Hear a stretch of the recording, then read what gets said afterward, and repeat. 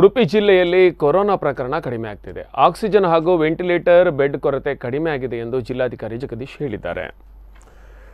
ಇದುವರೆಗೆ ಬಳಕೆಯಾಗುತ್ತಿದ್ದ 800ರಷ್ಟು oxygen cylinder ಇದೀಗ 390ಕ್ಕೆ ಇಳಿದಿದ್ದು ಇದೆಲ್ಲ ಕೊರೋನಾ ಕಡಿಮೆ ಆಗಿರುವ ಲಕ್ಷಣ ಎಂದು ಜಿಲ್ಲಾಧಿಕಾರಿ ಹೇಳಿದ್ದಾರೆ. ನಿನ್ನೆ ನಡೆದ ತಪಾಸಣೆಯಲ್ಲಿ ಅನಗತ್ಯ ತಿರುಗಾಡುತ್ತಿದ್ದ 35 ಮಂದಿಯ ವಾಹನವನ್ನ ಸ್ವತಃ ನಾನೇ ಮುಟ್ಟುಗೋಲು ಹಾಕಿದ್ದೇನೆ.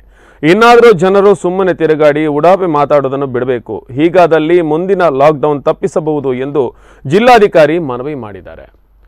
ಇದೇ ಕಾರಣದಿಂದ ಬಹಳಷ್ಟು ದಿನಗಳಿಂದ ಈ ಒಂದು ಕೊರೋನಾವನ್ನು ನಿಯಂತ್ರಣ ಮಾಡಬೇಕನ್ನೋ ಸಲುವಾಗಿ ಕರ್ಫ್ಯೂ ಜಾರಿಯಾಗಿತ್ತು. ಆಮೇಲೆ ಲಾಕ್ಡೌನ್ ಆಯಿತು. ಕಟ್ಟುನಿಟ್ಟಿನ ಕ್ರಮವನ್ನು ಎಲ್ಲ ಇಲಾಖೆಗಳು ಪಾಲಿಸೋದಕ್ಕೆ ಆರಂಭ ಮಾಡಿದ್ವು. ತಿರುಗಾಡೋದಕ್ಕೆ ಕೂಡ ಜನ ಅನಗತ್ಯವಾಗಿ ಹೋಗೋದನ್ನು ಕೂಡ ತಪ್ಪಿಸೋದಕ್ಕೆ ಕಟ್ಟುನಿಟ್ಟಿನ ಕ್ರಮವನ್ನು ಕೈಗೊಳ್ಳಲಾಗಿತ್ತು. ಈ ನಿಟ್ಟಿನಲ್ಲಿ ಜಿಲ್ಲಾಧಿಕಾರಿಯವರು ಇನ್ನು ಮುಂದೆ ಒಂದು ವಾರ ನಾವು ಇನ್ನಷ್ಟು ಕ್ರಮಗಳನ್ನು ಪಾಲಿಸಿದರೆ, ಕಟ್ಟುನಿಟ್ಟಿನ ಆದೇಶಗಳನ್ನು ಪಾಲಿಸಿದರೆ ನಾವು ಮುಂದಿನ ಲಾಕ್ಡೌನನ್ನು ತಪ್ಪಿಸಬಹುದು ಅಂತ ಹೇಳಿದ್ದಾರೆ. ವಿಷಯವನ್ನು ನಾವು ಎಲ್ಲ ಕೇಳ್ತಾ ಇದ್ವಿ. ನಮ್ಮ ಜಿಲ್ಲೆಯಲ್ಲೂ ಸಹ 38% ಪಾಸಿಟಿವಿಟಿ ರೇಟ್ ಇರುವಂಥದ್ದು ಈಗ 19%ಕ್ಕೆ ಇಳಿದಿದೆ.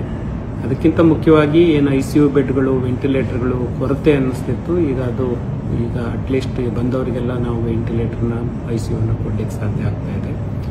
ಆಕ್ಸಿಜನ್ ಬೆಡ್ಗಳೇನು ಹೆಚ್ಚು ಆಕ್ಸಿಜನ್ ಬಳಕೆ ಆಗ್ತಾ ಇತ್ತು, ಅದು ತುಂಬ ಕಡಿಮೆ ಆಗಿದೆ. ಸುಮಾರು 800 ಸಿಲಿಂಡರ್ ಆಕ್ಸಿಜನ್ ಆಗ್ತಾ ಇದ್ದಿದ್ದು ಈಗ ನಿನ್ನೆ ನಾವು 390 ಆಕ್ಸಿಜನ್ ಸಿಲಿಂಡರ್ಗಳನ್ನು ಬಳಸಿದ್ದೇವೆ.